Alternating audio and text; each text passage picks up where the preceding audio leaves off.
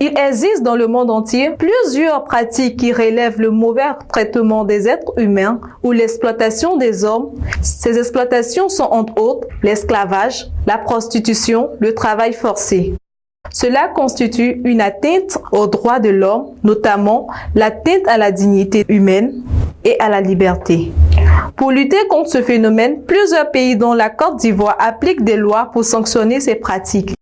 C'est alors qu'en 2015, la Côte d'Ivoire a opté pour une approche pluridimensionnelle comme l'exige la Convention des Nations Unies contre la criminalité transnationale organisée, dite PALEM, et de protocoles additionnels visant à prévenir, réprimer et punir la traite des personnes, en particulier des femmes et des enfants.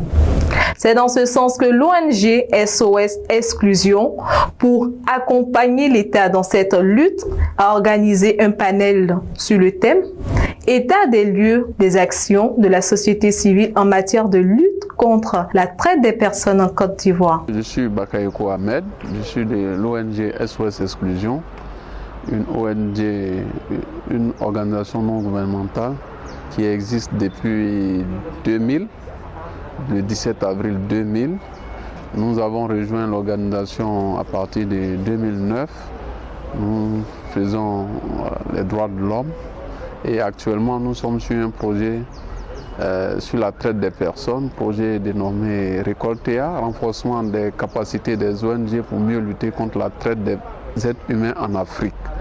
Il faut dire que ce projet est piloté par France Terre d'Asile. Il s'exécute dans 3 pays, le Sénégal, la Tunisie et la Côte d'Ivoire. Et c'est l'ONG SOS Exclusion qui porte le projet en Côte d'Ivoire.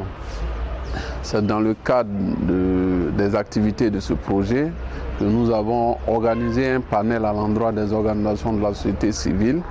Il s'agissait pour nous d'inviter toutes les organisations de la société civile qui sont des acteurs de la lutte contre la traite des personnes, de venir partager leur expérience et de faire des recommandations aux autorités, notamment au Comité national de lutte contre la traite des personnes.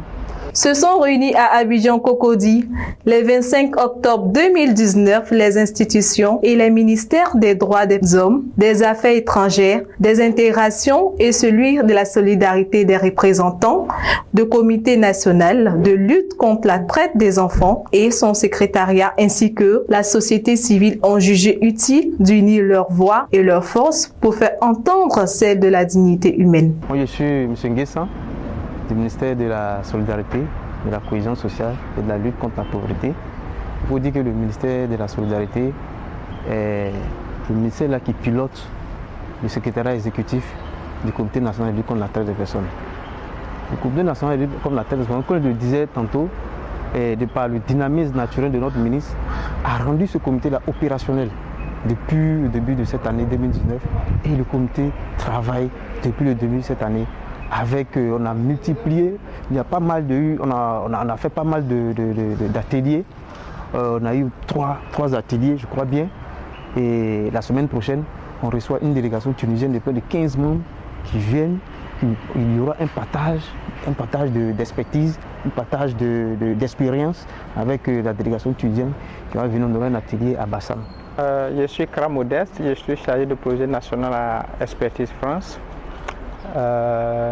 Nous avons ici à Expertise France, nous avons un projet régional d'appui à la lutte contre la traite des personnes dans les pays du Golfe de Guinée.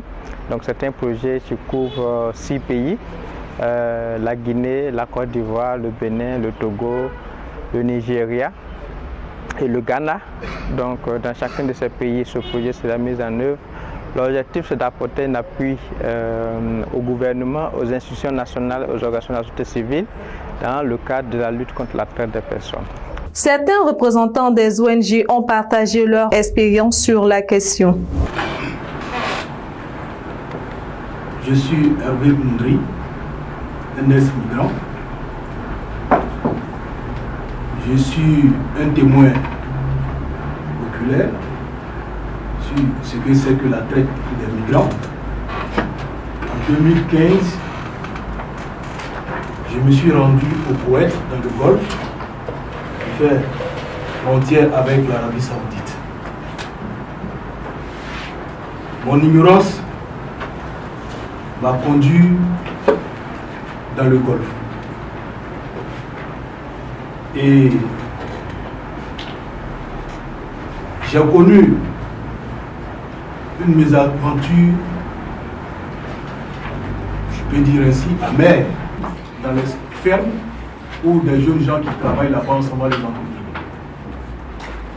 Je vous dis que depuis que nous avons commencé cette lutte, cette campagne de sensibilisation, on a pu sauver quand même de façon directe et indirecte plusieurs personnes. La première conférence que nous avons organisée à Benjerville, la conférence de presse qui a eu lieu, même le DJ de la cérémonie s'apprêtait à aller au Kenya parce que son frère est déjà sorti, il est au Kenya et il voulait que son frère l'aide à rentrer au Kenya. Nous avons également fait plusieurs formations sur la migration clandestine. Également, au sein des locaux de l'ONG SOS Migration Clandestine, nous recevons des migrants de tout pays. On les reçoit dans le but de les écouter pour qu'ils nous disent un peu ce qu'ils ont vécu sur les routes migratoires. Et là, il faut le dire, c'est pitoyable. En 2015, nous avons reçu 24 jeunes filles venant du Mali. En 2015 encore, 19 filles du Burkina Faso. En 2016, 9 enfants qu'on a pris à la frontière d'Agadez. Et pour ce qui concerne la migration avec l'OIM, nous avons reçu au total 1402 migrants. C'est-à-dire de 2017 à 2019. Il faut dire, en ce qui concerne la prise en charge de ces migrants, bon, c'est juste, nous prenons l'hébergement et la nutrition en charge, et aussi la santé. 75% de femmes et des enfants en Afrique sont affectés par ce phénomène d'exploitation d'êtres humains selon le rapport 2012 de l'ONDC. En termes de chiffre d'affaires, ce trafic est estimé à 32 milliards d'euros. Il vient en 3e position des trafics au monde après ceux de la drogue et des armes.